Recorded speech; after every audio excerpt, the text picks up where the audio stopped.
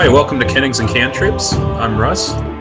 And I'm Morgan, and we're here with our second episode where we will be discussing story pacing, and we have two guests on today. Woo! Our first guest is a return guest. He was also our very first guest. We'd like to welcome back Mr. Hans Schantz, hopefully with better sound recording this time. Welcome, Hans. Pleasure to be with you all again. And our second guest today is a new guest with us. This is Mr. David West. Hi, thanks for having me.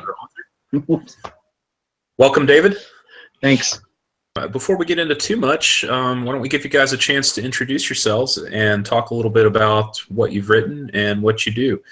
Hans, since you've been on before, we're going to let David go first this time. David, why don't you take it away? I'm David J. West. I've been writing for about as long as I can remember. I have an affinity for action-adventure, whether it's fantasy or historical, some little bit of sci-fi and some eerie horror. Just interested in meeting new people, and I've been excited chatting with you guys on Twitter lately. So when I saw Morgan post about this, I'm like, yeah, I'm interested. Good deal. How many books have you written, David? I honestly lose track, but I think I've got about a dozen or more on Amazon, and then I did short stories for a really long time, thinking that short stories would help get me some exposure for the novels. And I love short stories. I love reading them. I love writing them. But I came to the conclusion that in this day and age, it's not really the avenue to success. Yeah, we love short stories too. We love them so much we created our own short fiction service, Leoness, and it has been a little rocky going with that too. We've found that as well, but we do love them, and I can certainly understand how at a dozen books or more you might lose count of them. What's your most recent work? My most recent is I decided I would experiment with a pen name just to try and clear the palette and get the Amazon algorithms in my favor. So I released a book I titled Brutal because I wanted to do a single title thing that I thought might, just sound catchy. It's a very sword and sorcery, Conan, Robert E. Howard-esque type escapade, and I just really enjoyed writing it. I was working at doing pulp speed. I'd say I wrote it in about a month and a half, 78,000 words. Got it to my editor just in time, and I think we still missed a couple of things that I'm fixing, which is the beauty of Kindle. But it definitely worked. It cleared the palette so that people looking for James Alderdice are looking for other fantasy authors, and that helps because with David J. West, I write weird westerns. I've written Lovecraftian short stories, and Amazon algorithm is like, who do we sell these books to? We've encountered some of those difficulties ourselves, and that's one of the reasons I've decided personally to stay focused in the urban fantasy realm for a little while is for exactly that. Yeah. My doing short stories in any genre that I felt like was satisfying to me, but was probably kind of shooting myself in the foot marketing, branding wise. Right. Hans, why don't you give us a brief introduction of yourself again, and we'll move on after that. Sure. Writing for me is something I do outside of my day job. I work as a chief technical officer for a company called Q-Track, making indoor location systems. My expertise is in RF and wireless science, particularly in near-field electromagnetics. I've written a book on ultra-wideband antennas, and more recently, I've branched out into science fiction. My debut novel, The Hidden Truth, came out last year, and I just recently released the sequel, A Rambling Wreck, which came out just in the last month or so. A Rambling Wreck describes how my heroes from The Hidden Truth go off to Georgia Tech for their first year at school, trying to get the education they need to understand and discover the guardians of the hidden truth. And on the way, they have to thwart a social justice takeover of the school, save their professors from assassination, and a variety of other adventures. So I only have those two fictional works under my belt, so I'm more of a novice at fiction writing. Welcome back, Hans. Good to have you back with us. So I was on Brian Niemeyer's podcast earlier this week on the books, and we were talking a little bit about story pacing on there. It was part of a broader conversation. And one of the things that came up there is the possibility that some bits of story structure and pacing are kind of hardwired into the human brain. One of the other thoughts that came up is that some of those are also programmed into us culturally. So I'll throw that out there for discussion for any of our guests, if anybody has any thoughts on that matter. What do you think versus hardwired versus programmed, some combination thereof, or any thoughts on that? I think to some extent, storytelling is hardwired in the human psyche. We look at the incidents and the facts and the occurrences around us, and there's a natural human tendency to try to organize them into a coherent narrative. We like to think that reality makes sense. Sometimes we take that to extremes and tie together potentially unrelated facts in conspiracy theories. But that storytelling attribute in human consciousness is storytelling is a fundamental attribute of the way humans look at the world around us. Yeah, I would say that I would definitely agree with the fact that at least at some part is fundamental. David, do you have any thoughts on that? Oh, I agree. It's something we've always done. There's always been the shaman or the bard or the minstrel that's been there to tell us stories, or grandfather or grandmother around the fire. It's something we always need as catharsis to help make sense of our world. And there's definitely some ways that we like hearing our stories better than others. And that's some things that, marketers and other people watch to see, oh, this is a way that most people want to hear this told. Let's do it this way. And it's intriguing to me to think about how styles change, but some things stay the same. Yeah, I think that's really interesting too. And one comparison that Morgan and I have made before, for instance, is some of the structure changes over time for stories, even and from culture to culture, but even within the same culture. Like Beowulf, for example, is a great one. It's in some ways it's very difficult for a modern reader to read because the story structure is, in some ways, it's very different than what we're used to. I mean, in other ways, it's not. You have a hero, you have a villain, you have a bunch of conflicts going on, and a natural flow and ebb of the story. But then you have things that sound extremely weird to a modern ear as well. Like one of the classic examples in there is when Beowulf first arrives and he's talking himself up, and he gives this long, to a modern ear, it's a very bragging speech where he's just boastful, talking about how awesome he is. And, I've known a lot of readers who get turned off by that, but in the old days before the printing press and before the internet, that was basically him giving his resume and saying, yeah, hey guys, here's how you should hire me. And so they kind of expected that.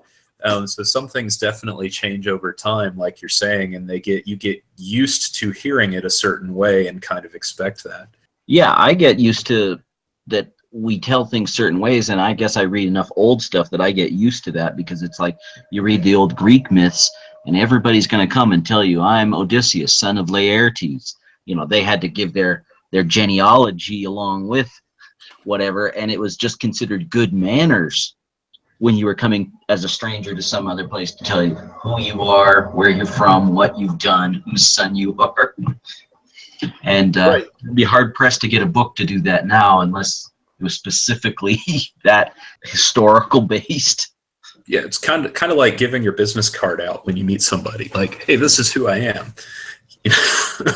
And there's some other changes too. I mean, there's definitely differences over time in how stories have been told. Like you mentioned the Greeks, the Greek tragedies with the where Deus ex machina was a literal thing.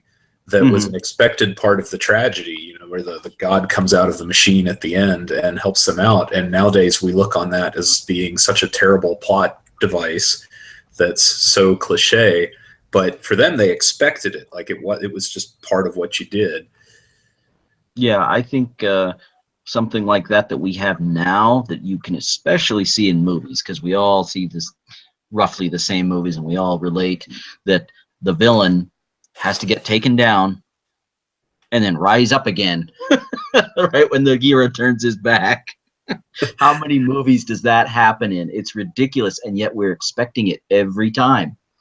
Right. And it is actually very ridiculous, and yet you're exactly right that we almost feel disappointed and cheated if we don't get it.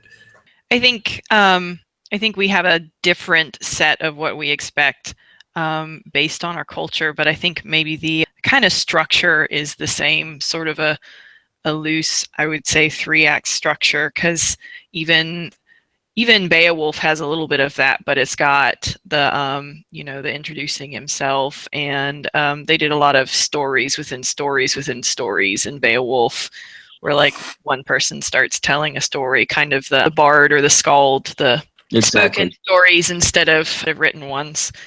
And this is kind of interesting because I'm listening to you guys talk about the movies, and Russell and I had this conversation a while ago about this movie that's been really huge. If you have kids, especially daughters, you've seen it a billion times, and that's Frozen.